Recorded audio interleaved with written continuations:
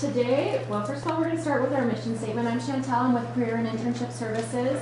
It's our job to engage you in the career planning process through self-assessment, understanding of what is available in the world of work so you can set goals and market yourself. And I'm reading this. We'll help connect you with employers to help you embark on a successful career path, whatever you determine that to be.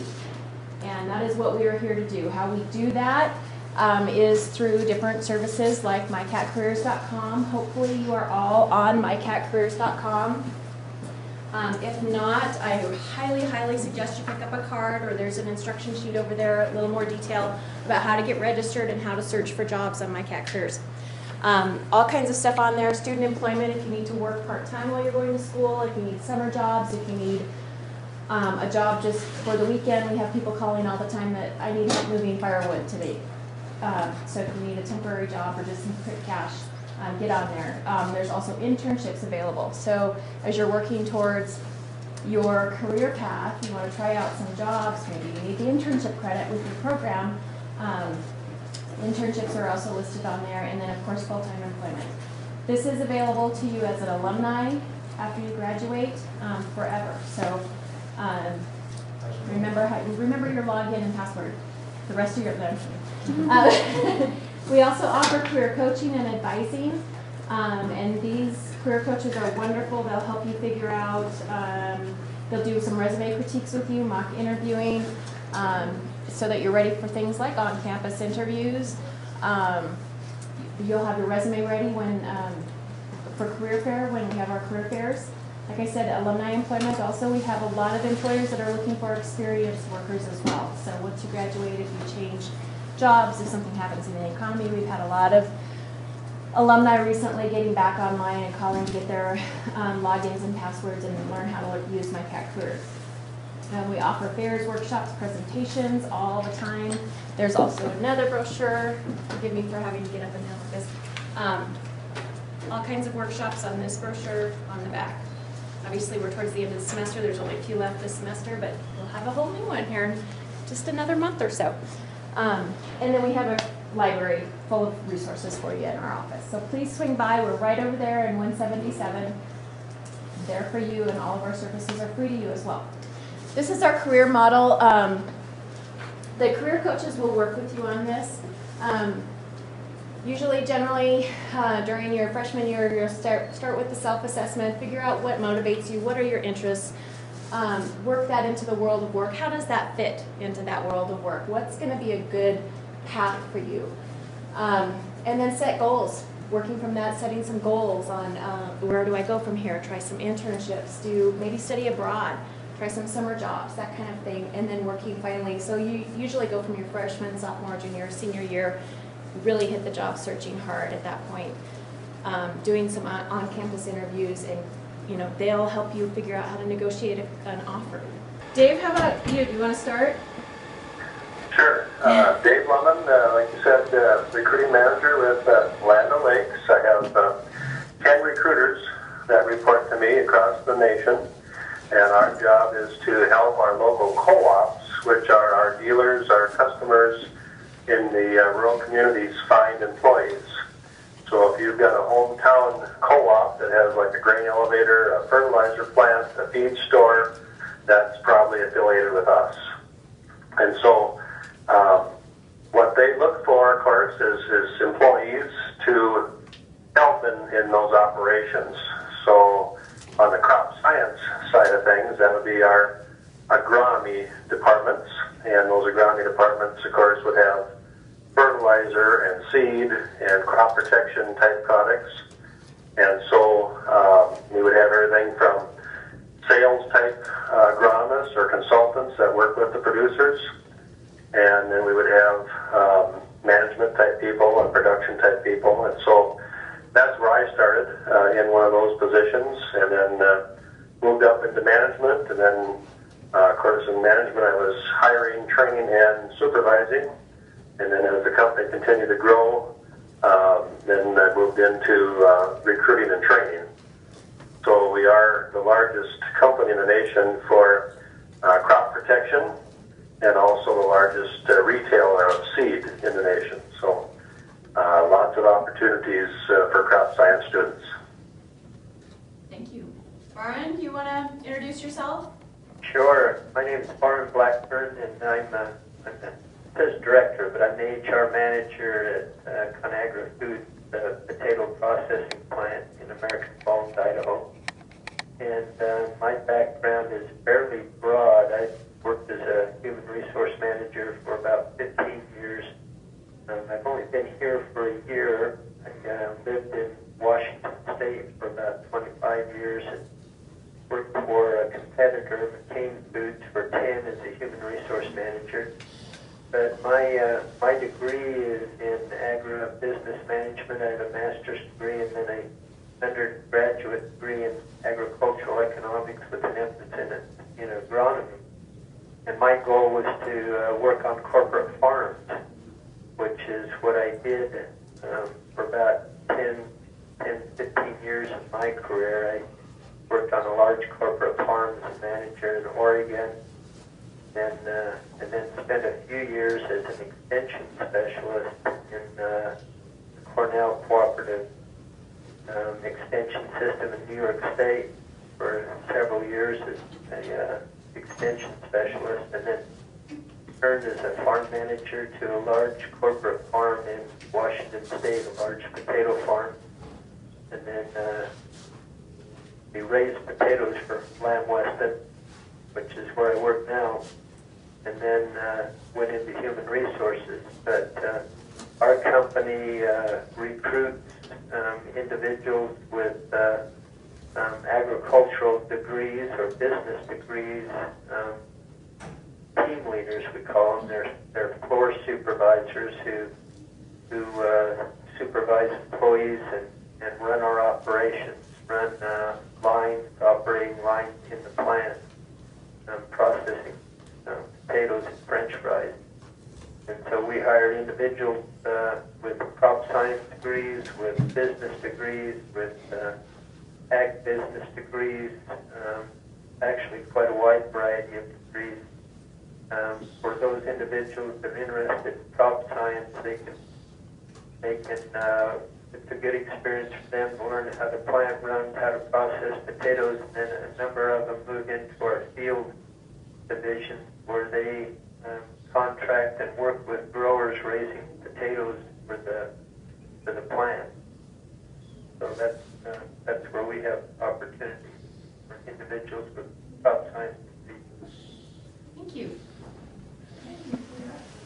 My name's Nico Cantalupo. You can just call me Nico. I was 6 before I could even spell it. You know, it's a pretty tough name. I have a 2-year degree from Michigan State University in Plant and Soil Sciences. That was back before associate's degrees. I have a bachelor's from Montana State in ag education with an animal science minor, and I have a master's from the University of Wyoming in adult education. I started my extension career in 1993 in Gillette, Wyoming. Went on to graduate school from there and took a job in the state 4-H office down in Laramie. Became a 4-H specialist. From there I went to Minnesota. So I spent 7 years in Wyoming. I spent 5 years in Minnesota as a county agent. Then I was a regional specialist. I had 4 counties, 4 program coordinators that worked for me. And I just did 4-H, and that's a lot of mad mothers to have to deal with, about 900 kids. From there I came back to Montana, and I was a county agent in Baker for the last 7 years. I've just most recently moved up to White Sulphur Springs, where I'm the county agent up in Marr County. My background, my passion is probably on the beef cattle side, but because I'm in a single agent county, I do everything from yard calls through agronomy through animal science. One of the things that we do in Extension is we provide the unbiased research-based education. We work a lot with grain elevators, my local co-op. I back her a lot, she backs me. We get brought in on a lot of problems together, and we work together on those, whether we're using her labs or labs that I use. So from the crop science background, for example, up in Marr County, I have about 60,000 acres under pivot. For such a small county, there's only 14 kids in the graduating class. That's a lot of irrigation to have. So on the crop science things, we have areas in Montana, for example, up on the High Line, where crop science is a huge issue. When I have things that are out of my grasp, I call those county agents for help, and they in turn sometimes on the beef side. Consequently, though, I'm doing a lot more field work on the agronomy side and the plant side. Probably the one thing, having 3 degrees is really the only thing it's done for me. It's made me, I'm educated way beyond my capabilities. So in other words, it gave me the background and the science to be able to filter through and find the answers that I need to find. And that's probably the one thing that your bachelor's degree or as undergraduate students that's going to give you. They're not going to provide you with all the answers, but boy, it's going to give you the foundation to find those answers. I've been doing this for 20 years. I've been in 3 different extension systems. I'd like you guys to come into extension just because I'm getting old. And I'm not far from retirement, so. The one thing that's the beauty, I think, of crop science especially, a crop science degree, it gives you that foundation to understand the science behind it and where you're going to go. And so I think in extension, what we do, and we really help as far as whether we're helping them do a farm management plan or there's a particular issue in the field, and that's how we work with them. Again, we work with private industry, we work with research on campus, and a lot of times when I get called in, there needs to be an answer in a short period of time, much like in the private sector when they're dealing with issues. So. It's kind of the time where we open it up to questions. You guys have any questions? Do I need to prompt some questions? Go ahead. What exactly is an extension program? Who do you report to? If you go back to, I mean, okay, I'll give you the Reader's Digest version. Okay, it starts back to 1862, the land grant mission. There's 3 legs in the land grant institution. You guys are part. Montana State is a land grant institution. There's teaching, research, and extension. The intention was during the Land Grant Act was they taught agriculture, engineering, and military sciences back in 1862. And if you think about 1862, that was the Civil War. Okay. As time has progressed, things have evolved, and so what they did was they said, there was westward expansion. We have to improve the quality of life of rural America. So we'll start these land grant institutions. What they did was they didn't have any money to give them the states to start a college, so they gave them land, and they said you can sell the land to start a college, and so they did, and that's why we have research stations around the state because that's the land that's left from what we got in 1862. Okay. So in extension, we're the ones where there's research on campus happens here. It gets sometimes put into a Mont guide. It gets put into an alert. It gets put into something. Here's what's happening in the world of winter wheat or some kind of small grain or crop science, for example. We'll just use that as the example. And then it comes to us. So the example I would give you guys, I have a rancher that I work with in Marr County. He's got a field, a hay meadow, that's at 6,200 feet elevation. There's not a lot of people doing research at 6,200 feet elevation. The problem he has there is he can't get, when it's time to take alfalfa out, he can't get hay barley in until the middle of June because the snow doesn't come off. I said, why don't we move to Willow Creek, which is an annual forage winter wheat. I said, you got time in September? He said, I got lots of time in September.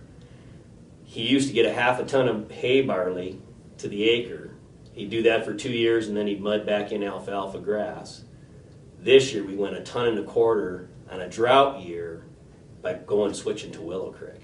And he had all kinds of time last September to farm it. And so that was a way that I took the research base, which was we've had a lot of research on Willow Creek. If you guys have know anything about annual forages, and was able to take that, listen to the conversation, and be able to help him. So I answer to the Director of Extension. The Director of Extension answers directly to the President of the university. And so we're actually a pseudo-department of our own. And it depends on which extension system you're in. Sometimes you're a department within the College of Agriculture. Sometimes you stand alone as a college. In this particular case, we're a department or a pseudo-department.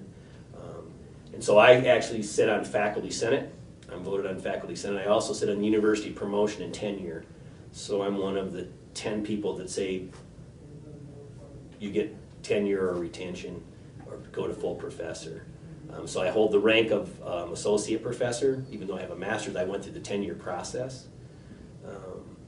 And that's basically what I do. You guys have all heard of 4-H, right?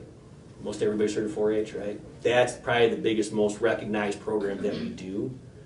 And it's because anytime you put kids in the picture, that always gets the the attention. So 4-H is one of the things that we do. So we do family consumer science, ag, community development, economic development, youth, 4-H and youth development type work, and stuff like that. Like as I told you earlier, my background, my passion is beef cattle. I happen to also judge a lot of livestock shows, so I judge a lot of livestock shows in the summertime. But I'm finding right now, in fact, it was when I got the phone call from these guys to come and talk to you, one of the things I was just looking at the other day was becoming a certified crop advisor. I'm spending that much more time in the field now, helping guys. And I think what's the driver? If I was to ask you this, what's the driver for guys who are growing small grains or crops, or especially small grains? What's the driver behind that? Why do they need my help? Why are they so concerned? Any guesses? High risk.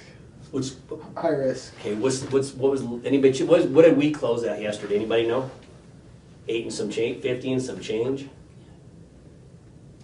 Okay, so when I started in eastern Montana 7 years ago, wheat was at about 350, and so we'd have a fungus come through. We'd have septoria or tan spot or something like that would come through, and my ranchers would go, "Oh my God, something's wrong, Nico." And so you go out there and say, "Yep, you got tan spot." And the economic threshold was 30 bushel to the acre to spray a fungicide, right?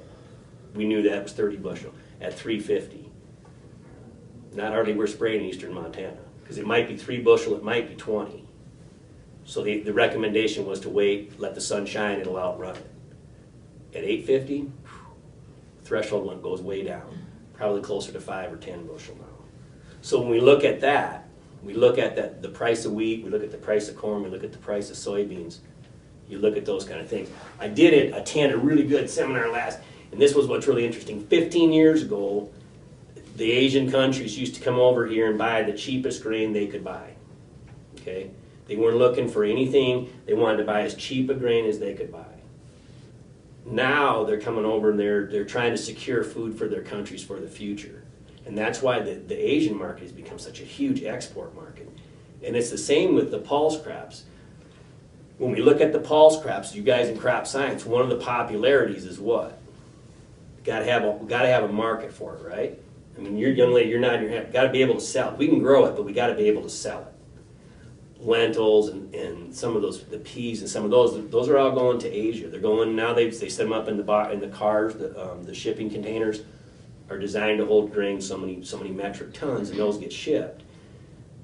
A case in point is camelina. Do you know anybody that wants to buy a lot of camelina? No, that's right. No. So there's a case in point. I mean, we know the benefits of growing it. We know some of the benefits, but there's not a lot. And the reason is there's no market. So if you look back 10 years, 7 years, you look at the pulse crops, they've skyrocketed in Montana. And the reason is because we have a market for them. And so I think when you look at a crop science, I mean, if I could turn back the hands of time and make some of this gray hair, what little gray hair I have left, go away. I mean, going to having a degree in agronomy or crop science and working for, even in the private sector, let alone extension, is a big deal. But to me, it's about the economic threshold. I mean, it's really about when can we, and that's what you guys, you'll have that foundation to come into a field of agriculture, whether it's in the private sector or through a university system, to be able to help ranchers make those decisions. I can give you another example. Half a section of winter wheat. Rancher came in my office, and he had these 3 worms in his hand. And he said, "What are these?" And I said, "They look like pale western cutworms to me, but let's go look."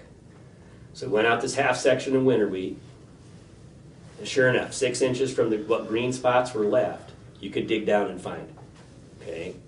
So I said, "They're pale western cutworms. I'm going to send them to the lab, get a positive ID. I'm not an entomologist, but we have them on staff." So I sent them down here, and then I remember something. I called up the rancher and said, "You better call your crop adjuster." He goes, "I forgot. It's a good thing you called me." You guys know how crop insurance works? You guys know how crop insurance works? No? Okay, crop insurance works like this. I decide I'm going to put crop insurance on the field. I pay a premium to do that. In this particular case, when he came in my office, he said probably 40% of the field's been affected. I walked out there, we drove a little ways, and I said, nah, it's closer to 75. the crop adjuster adjusted it 4 bushel to the acre. So what the crop adjuster came out there and said was, if we let this winter wheat crop grow, it's only going to yield 4 bushel to the acre. Go ahead and plow it down. We'll pay you an indemnity. You guys know what an indemnity payment is? That's when the insurance company says, I owe you money because you're going to claim. How crop insurance works on an indemnity is they take the farm average at the time of harvest. If you decide to take the indemnity payment, if they go to the harvest, they take the farm average and multiply it times the cash price. Cash price was what this year? $8. Farm average on those pivots were 80 bushel minus 4, about $150,000 decision is what we were able to help him with. He chose not to take the indemnity. He sprayed it down. But then he said, I got to kill these insects too. I want to kill what winter wheat's left, and I got to kill the insects. So then I found him. I said, okay, we ended up going with Warrior because we knew it would take mixed with RT3. And he sprayed it down, he got his barley crop in, and everything was fine. So in crop insurance, he can take the indemnity or he can roll it to the next crop. He chose to roll it to his barley crop because we get a little bit of hail up where I'm at. So he rolled it. But all that, I'm just telling you, all happened in about 70 hours. From the time he brought the bugs in, by the time he had barley planted. So it was the call I get. I was actually on vacation as we moved through the process. It was, don't go back in that field till I tell you. Got on the internet, found out re-entry was 12 hours. It was safe for him to go back in, recognizing we might not kill all the cutworms. That's the kind of stuff I find myself doing now, which I'm thinking I need to maybe start going through the CCA program because I think that's that important. So it's kind of cool. I mean, it's really cool actually. So you're out in the field a lot and doing that kind of stuff, helping those guys make the decisions based on what's economically sound. So I don't know if that helps you with extension, but so I get paid a little bit by the county, a little bit by the state, and a little bit by the federal government. They give all the money to MSU, and MSU pays me. So I mean that's the gist of how it works. So. That's just in a nutshell. Varun, why don't you give us some examples of what a student, a crop science graduate would be doing for you out of the gate? We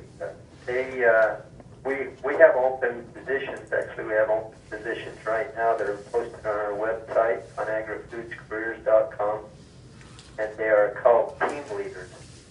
And team leaders work in the plant. They work the floor. They do. It's kind of the foot in the door to the company.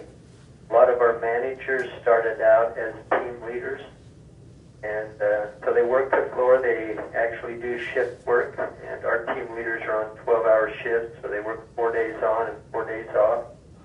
And the shifts are 8 to 8, so they're either assigned to night shift or day shift, and over about a 3 or a 4 year period while they're team leaders, they may work days and nights be rotated about every 5 or 6 months, something like that.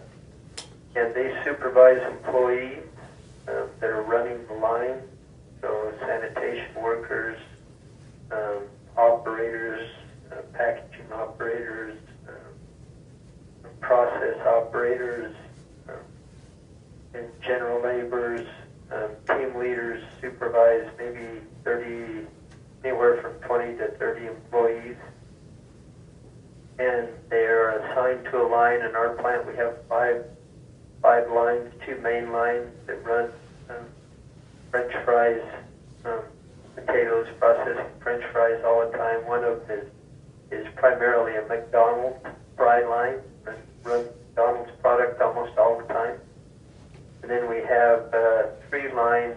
One of them is a flake line that runs potato flour or flake. And then we have 2 lines that run specialty products. One of them runs a lot of sweet potato products. Another one has a roaster on it. We run a lot of red potatoes on it. And that's what they do. They run the line. And it's a good experience for them. They get grounded in the business. They get to understand the plant production environment. And then from there, they can promote into area team leads that run shift, and from there into production superintendent. That's the first probably day job that they get. Then they schedule product into the plant as superintendent, and they supervise the team leaders and area team leaders. And then they go to a production manager, and that's if they stay in operations. If they're interested in our field department, they can work in there as field reps. And as I mentioned, field reps work with the growers, so they work in the field, helping the growers raise their potatoes, and then they work in harvest, getting the potatoes into storage or into the plant. They work on securing contracts with the growers, and we work out in the field. So it's kind of what they would do if we came to work here. Dave, how about Land O'Lakes? Sure. Yeah, the crop science, the agronomy type of major is perfect. There's lots of opportunities right now in that. Like I say, we work with the local co-ops. If you know what a co-op is, it's the farmers own the co-op.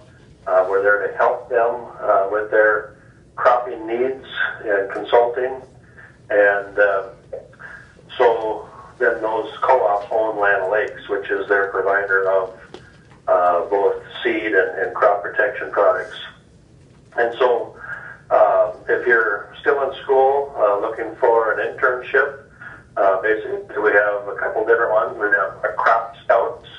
That's just what it says, is you're out scouting fields for the producers of the co-ops, and you'll be looking for weeds, insects, diseases, and then bring that back and letting the agronomists know what you see, and then making recommendations to the producers. Generally, if you had a second internship, we call it a sales and marketing internship, you're still scouting fields, but now you're actually making the recommendations to producers and helping them with what they need. And so at the same time, we have the products, of course, and the services. So if we identify an insect or a weed, we have that product for the producer, and we also have, if they need it, the application spraying equipment and such to apply those products at most co-ops. So then we have Winfield is the name of our agronomy division for Land O'Lakes, and we also have Winfield interns. So those Winfield interns, a lot of them will do what we call answer plot work, where we have our research plots across the country, and then you'd help get those plots ready for plot days, and farmers can come out and look at that. And then once you graduate, then we have, of course, these agronomy positions, call them sales agronomists or agronomy consultants. And so we work very closely as well with Extension to identify what's going on out there in the country and in the fields. And so if there's something that is going through some disease or something, then we work together and help the farmers identify what that is. And again, we have the products to put on the acre and the equipment to put it on if the producer doesn't have that himself. So we do, encourage and help you get the CCA as well. Most of our people have that. So they're advising our producers out there that, what they need to get the extra bushels or to, save the crop from a problem. And so we have a great need for those folks. Right now, this past summer, we had 380 interns that were crop scouts across the nation. We do have that in Montana as well. Right at the moment, we have a little over 100 openings for full-time positions, and most of those, I'd say 80+% of those are in the agronomy crop science area across the nation. So, and as well in Montana, Right now, we're looking for both interns and full-time positions, and we do have both in the state. And so you're in the right spot at the right time. There's a huge need for people. Again, crop prices are up there where, everybody's trying to fine-tune their management and get the extra few bushels because it's worth putting on some extra nutrients. Right now, last couple of years, we spent a lot of time getting started on what we call tissue sampling. So now we're out actually, an intern will be doing a lot of tissue sampling and working with the agronomists to make recommendations on even micronutrients now because we're seeing the response there as well. So lots of extra hands needed out there to help all these producers produce better crops and more value crops as well as more bushels to the acre. So you're well needed out there if you have the interest in helping producers raise a better crop. Do you have any more questions from the audience? Okay, I have a question. What additional, besides the degree, maybe the GPA, what additional experience or qualities do you look for in your hires? Who wants to go first? Go, Dave.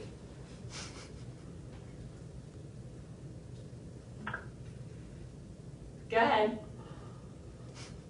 Who are you asking? Dave, you. I didn't hear that. Sorry. Yes, of course, the internships, just like I mentioned, are very important, especially if you are getting close to graduation within a year or two. I would really recommend getting one of those opportunities under your belt because you learn so much actually out doing the work. You learn it in the classroom, but when you actually go out and scout for insects and weeds and diseases and actually see, that and work on what to do about it, that's really the hands-on part of the experience that's so invaluable. The other thing I'd recommend is, of course, all the good classes that you have there available on campus, all the agronomy classes, crops, soils, weeds, you name it, are all very helpful because when you get out in the real world, all of a sudden you can refer back to that information and find it and use it to make recommendations out there. Also, I would definitely recommend joining your agronomy club or crop science club or whatever clubs you have there on campus and become active and be a leader in that because that shows leadership.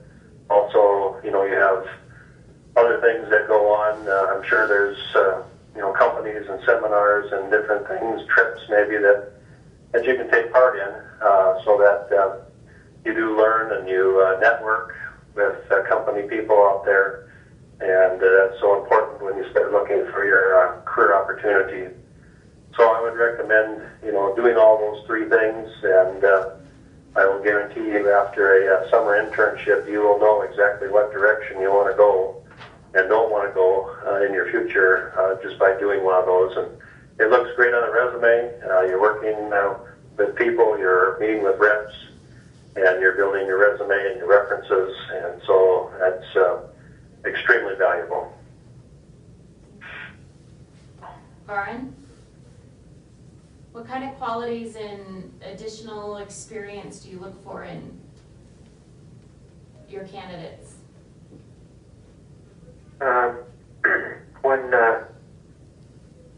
When I look at, when we do interviews and we look at candidates, we kind of separated into two things. We look at character and then competence. And the main thing we look for is their character. And because you can train for competence. And so character, we look for things like honest, open communication, ability to communicate with people above them, below them, work ethic, are they willing to do what it takes? We look for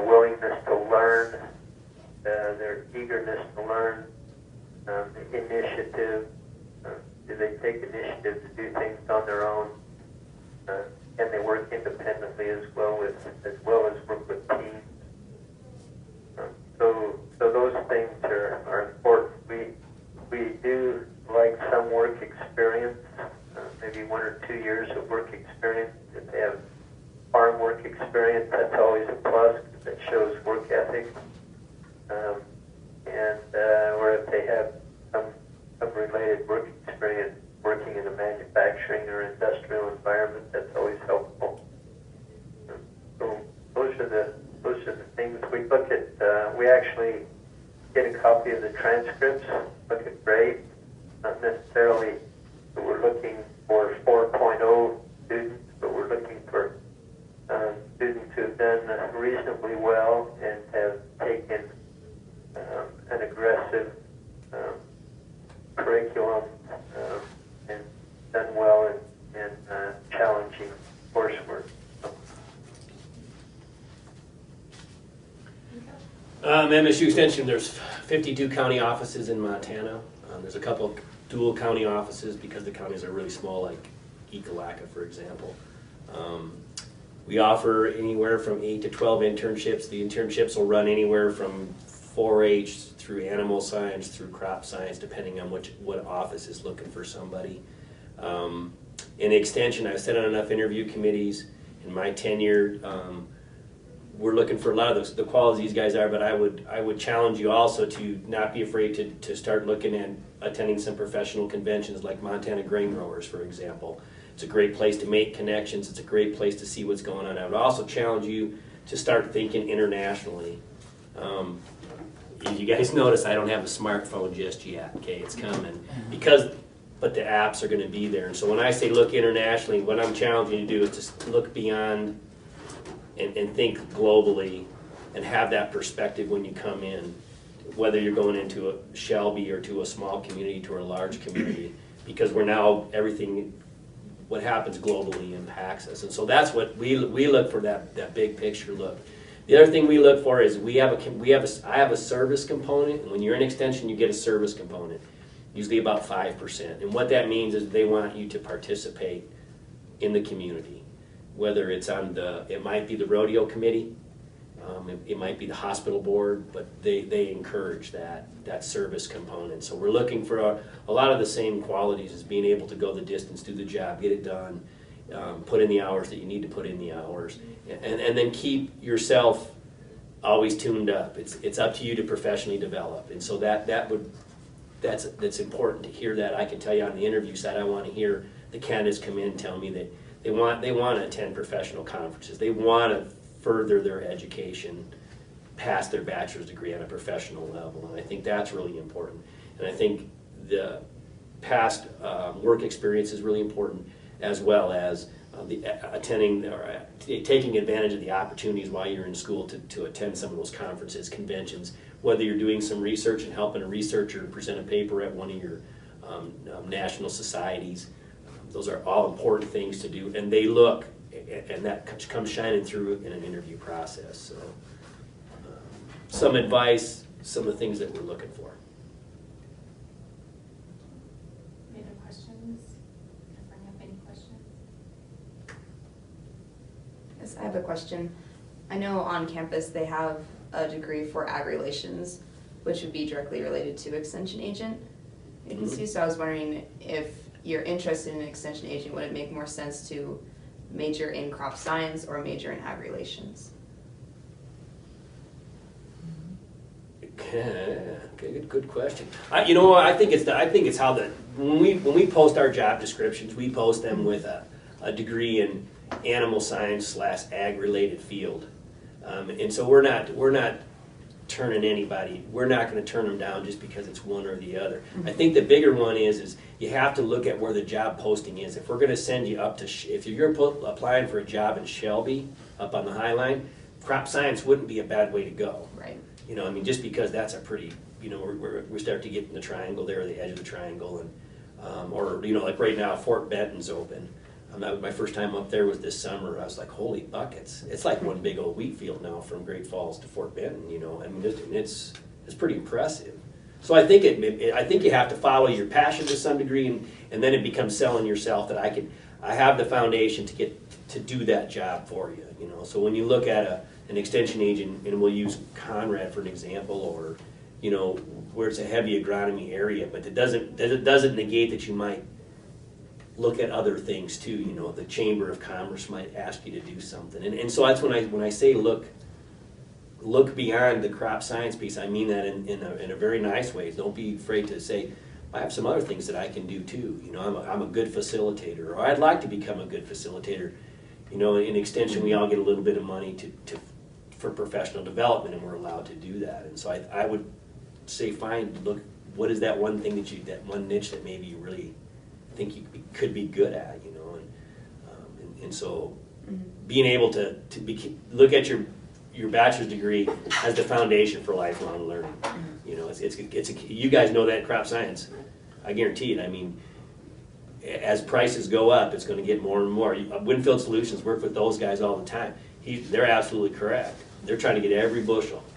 You know, soybeans closed at $16.57, I think, last week. Holy buckets! That's a lot of cash, you know. So I think it comes down to what's your preference and where's your strong suit.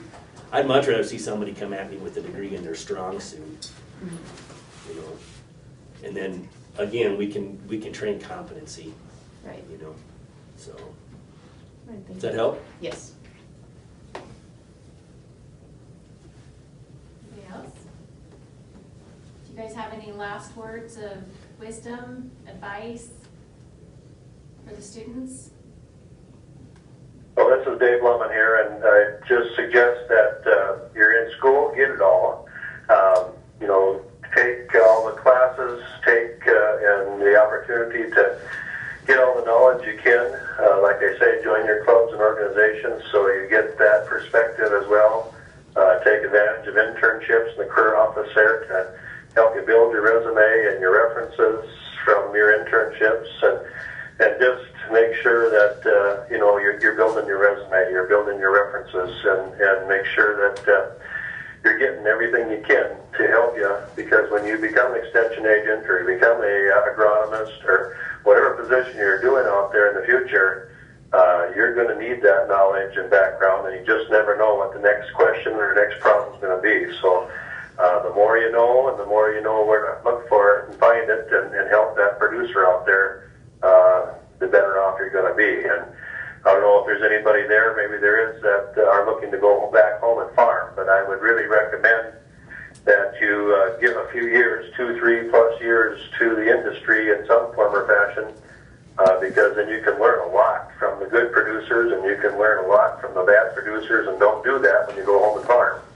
So don't go home and make those mistakes. Let others teach you what to do right and what not to do, and then you can go home and make it happen. So really recommend, you know, whatever position you get into, that you really start now doing your resume. Lauren, last words? One additional thing I might add is that don't be afraid to come in at a ground level of an organization and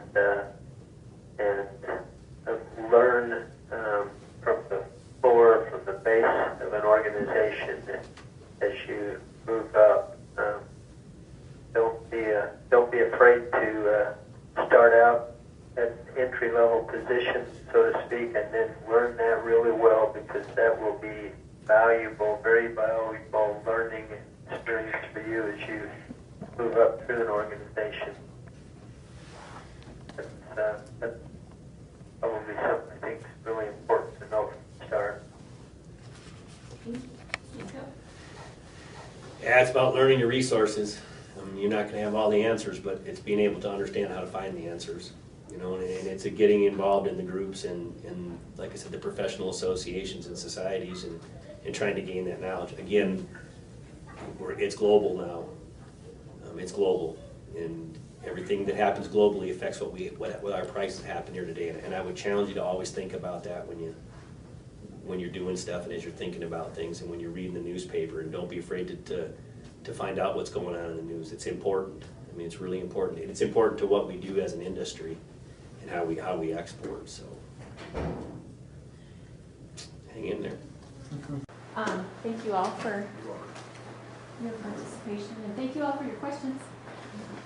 This is just a really quick graph from the Bureau of Labor Statistics about your degree, earnings, and your unemployment rate. So the higher your degree, less likely you are to be unemployed, and hopefully, except for those doctoral degrees, more money you're going to earn. I think it's because they all go back to teaching. It's over 9 months. Yeah. So we do a survey every year of our graduates, and our callers are in our office right now making these calls. After you graduate from MSU, you will get a call from Career Services asking you what you're doing, where you're working, how much you're making. Please accept those calls and answer the questions. It is really helpful to students like yourself to find out where they're going after they graduate and what's going on, and what's the potential for you. So in our last survey, we had here's our response rate. 78.4% of respondents are employed or in grad school full time. So that's our numbers are coming. And then, yeah, I won't get into that part.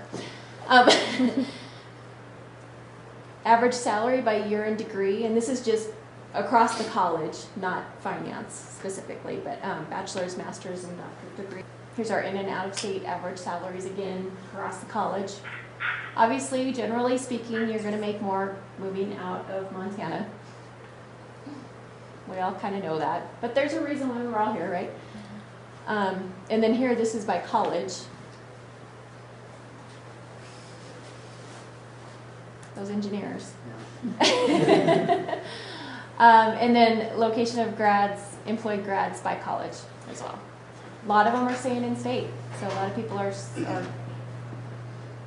we're keeping a lot of you guys here in state, which is really good news for a land grant school like ourselves. Just some key points. We you hear this. I swear every single workshop we do, there's some key points that you can draw out of every single one. Do an internship, give something a try. Communicate with your advisor, who you know, make some connections. A lot of times you'll hear that graduate's first job, or if they are unemployed later on down the line, they call back their advisor. What do you know that's going on in the industry? And they're good networkers for that. Attend some workshops. Thank you all for coming to this one.